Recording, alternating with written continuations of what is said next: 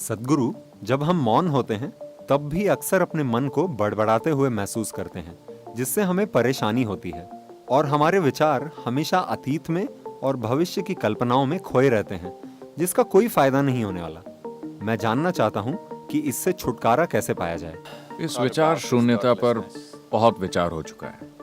विचार शून्यता, no mind, इस तरह की चीजों का खूब प्रचार किया गया है और इन शब्दों का बुरी तरह गलत अर्थ निकाला गया है और तरह तरह के भ्रम फैलाए गए हैं और लोग परेशान हैं कि अपने मन को कैसे रोकें। लाखों सालों के विकास के बाद मन को इस तरह की क्षमता हासिल हुई है। लाखों सालों की प्रकृति की जबरदस्त मेहनत का नतीजा है कि आपके पास इस तरह की गुंजाइश वाला एक मन है और अब आप उसे रोकना चाहते हैं। आप उसे क्यों रोकना चाहते हैं? अगर आपका मन आपके लिए लगातार बिल्कुल ही खुशनुमा चीजें पैदा करता तो क्या आप इसे रोकने के बारे में सोचते? क्या आप सोचते? नहीं। वो बहुत सी दुख भरी चीजें पैदा कर रहा है, इसीलिए आप उसे रोकने के बारे में सोच रहे हैं। ये पहली चीज होती है। आप दुनिया में कहीं भी जाएं, लोगों के दिमाग में ये बात घर कर चुकी है। अगर आप उन्हें ध्यान करने के लिए कहें तो वो कहते हैं, लेकिन सद्गुरु, मैं अपने मन को रोक नहीं पाता। मैंने कहा ऐसा तभी होगा जब आप अपने गुर्दे, लिवर, दिल, सभी चीजों को काम करने से रोक दें। आप इन सभी को बंद कर दें, फिर दिमाग भी बंद हो जाएगा। क्या आप उन्हें रोकना चाहते हैं? नहीं। फिर आप दिमाग को क्यों रोकना चाहते हैं? दिमाग के खिलाफ आपके अंदर इतना भयंकर भेदभाव क्यों है? अगर दिल धड़कता है तो कोई बात नहीं, आप ध्यान कर सकते हैं। आपका लिवर काम करता है तब आप ध्यान कर सकते हैं। गुर्दे काम करते हैं तब आप ध्यान कर सकते हैं। अगर आपका दिमाग काम करता है तो आप ध्यान नहीं कर पाते। समस्या क्या है? ऐसा लगता है कि आपको समझदारी से परेशानी है।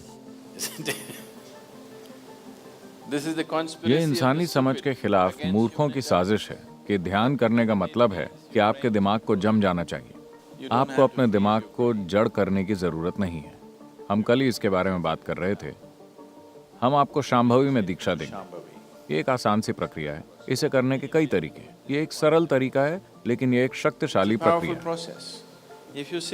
अगर आप यहाँ बैठे हैं तो आप देखेंगे कि आपका शरीर यहाँ है, आपका मन कहीं और है, जो आप हैं वो कहीं और है।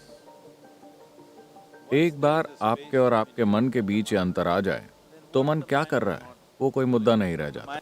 मान लीजिए कि आप ट्रैफिक जैम में फंसे, आप ट्रैफिक से निकलने के लिए संघर्ष कर रहे हैं। ये एक तरह का अनुभव है।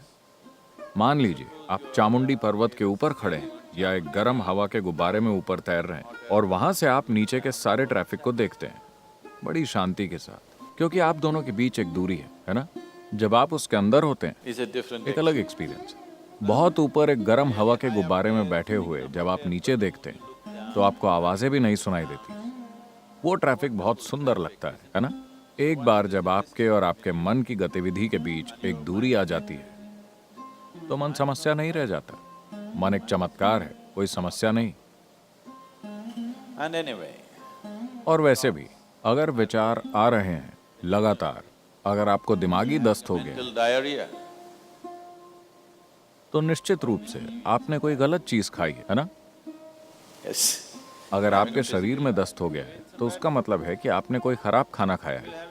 अगर आपको दिमागी डायरिया हो गया है तो साफ है कि आपने कोई गलत चीज ग्रहण की।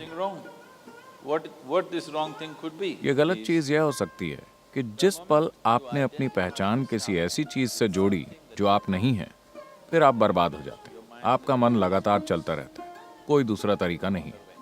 आप जो चाहें करें, कितनी भी कोशिश करें, ये रुकने वाला नहीं है। अगर आप किसी भी ऐसी चीज से अपनी पहचान नहीं जोड़ते जो आप नहीं हैं, तो आप जानते हैं कि सभी चीजों के साथ कैसे रहना है, आप जानते हैं कि सभी चीजों का इस्तेमाल कैसे करना है, लेकिन आपकी पहचान उनसे नहीं होती। तो आप देखेंगे कि अगर आप यहाँ बैठते हैं तो आपका मन ऐसा होगा। अगर आप इसका इस्तेमाल करना चाहें तो कर सकते हैं, वरना वो बस यूं ही रहेगा।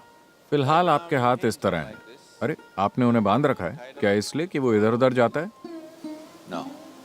आप उसे ऐसे रख सकते हैं, ऐसे रख सकते हैं, ऐसे रख सकते हैं। जब आप उसका इस्तेमाल करना चाहें आप कर सकते हैं। तो ये एक उपयोगी साधन है। मान लीजिए कि आपके हाथ इस तरह हो जाएं। कुछ लोग इस तरह हो गए हैं, है ना? अगर वो ऐसे हो जाएं तो आप हंसी के पात्र बन जाएंगे, है ना? अगर ऐसा आपके मन के साथ हो जाए तो भी आप उतने ही हंसी के पात्र बन जाएंगे। बात सिर्फ इतनी है कि आप इस खुशफहमी में जी रहे हैं कि कोई और उसे नहीं देख सकता, लेकिन लोग उसे देख सकते हैं। अगर वो करीब से आपको देखें तो वो देख सकते हैं, isn't it? And whether they can see it, और लोग उसे देख सकते हैं या नहीं, मुद्दा ये नहीं है। मुद्दा ये है कि आपके जीवन की सबसे महत्वपूर्ण क्षमता बेकाबू हो गई। he's out of control.